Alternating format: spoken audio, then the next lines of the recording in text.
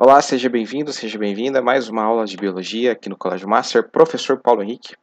Nessa aula, a gente vai estudar um capítulo bem rapidinho, a gente vai falar um pouquinho sobre tecnologia do DNA recombinante. Então, como a gente vai falar de DNA, é importante que você saiba muitas informações relacionadas ao DNA. Então, tem que saber o que é o nucleotídeo, tem que saber quais são as estruturas que formam o nucleotídeo, quais são as bases nitrogenadas contidas no DNA, tá bom? Então, se você tem alguma dúvida em relação a isso, pode perguntar, volta um pouquinho no livro para você encontrar essas informações. Então, o que é a tecnologia do DNA recombinante? Gente, eu já falei para vocês, mas o manual de instrução de qualquer ser vivo é o seu DNA. Como assim? Imagina que a gente tem uma receita, né, um passo a passo para fazer uma máquina. A gente tem que seguir alguns passos, né? A gente tem um passo a passo para montar um robô, por exemplo, né?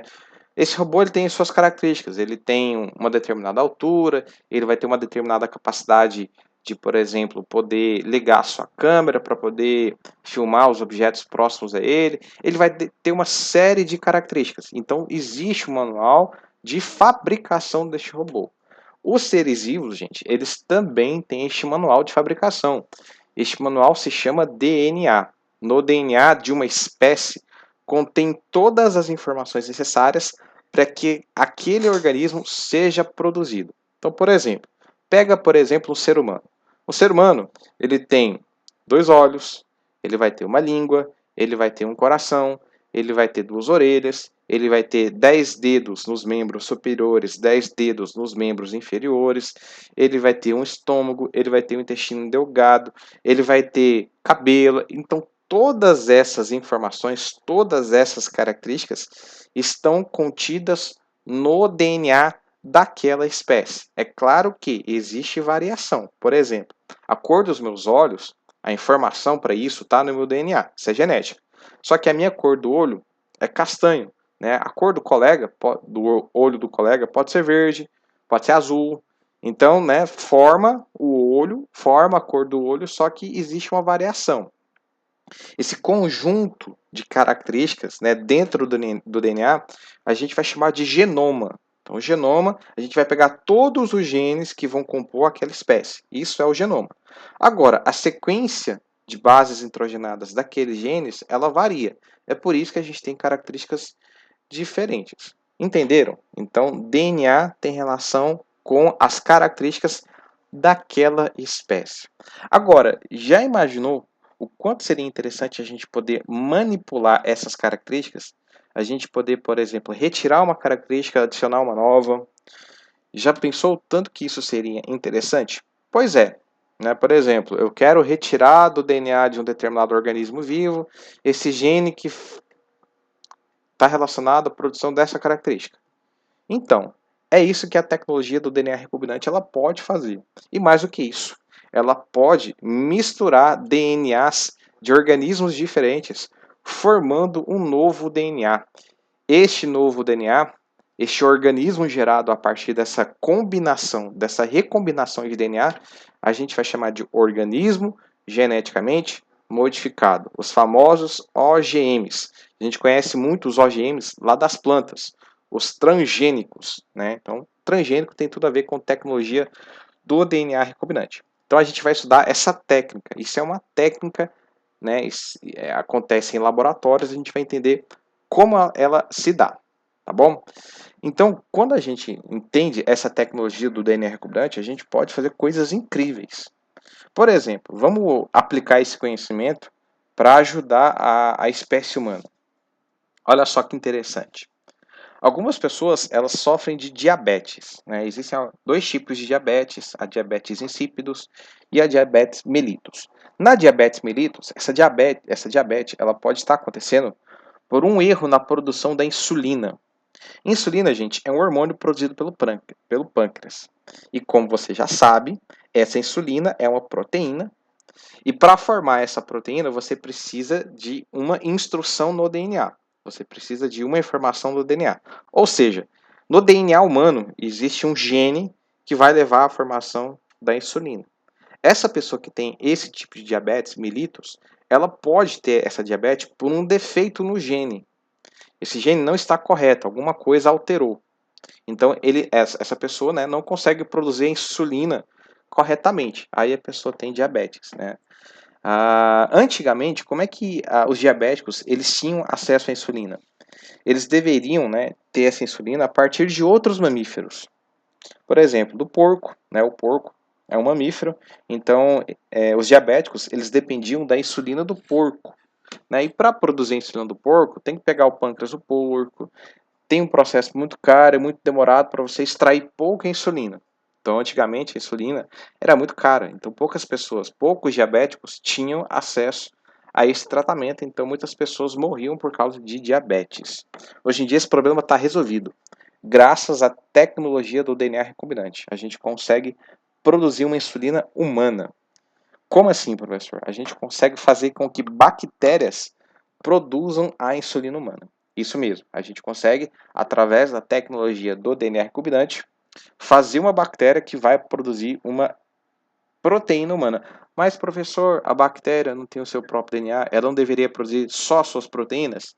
Exatamente. Mas como a tecnologia do DNA recombinante, ela proporciona, a gente vai colocar DNA humano no meio do DNA da bactéria, produzindo uma bactéria geneticamente modificada, que além de suas proteínas, vai produzir a nossa insulina. Como é que isso se dá? Olha só, a gente tem então enzimas que a gente chama de enzimas de restrição. O que são essas enzimas de restrição, gente? Elas são enzimas que conseguem cortar o DNA em pontos específicos. Então, em laboratório, a gente pode pegar uma célula humana, tirar todo o DNA dessa célula humana. E aí a gente vai construir enzimas de restrição que vão procurar o trecho do DNA relacionado à insulina. Só o pedacinho do DNA que é o gene da insulina. E vamos separar esse gene do DNA humano do restante. E vamos separá-lo. Entendeu? A gente pegou o DNA humano todo, tirou dentro de uma célula, fomos lá naquelas células, produzimos uma enzima chamada de enzima de restrição e tiramos de todo esse DNA só um pedacinho dele.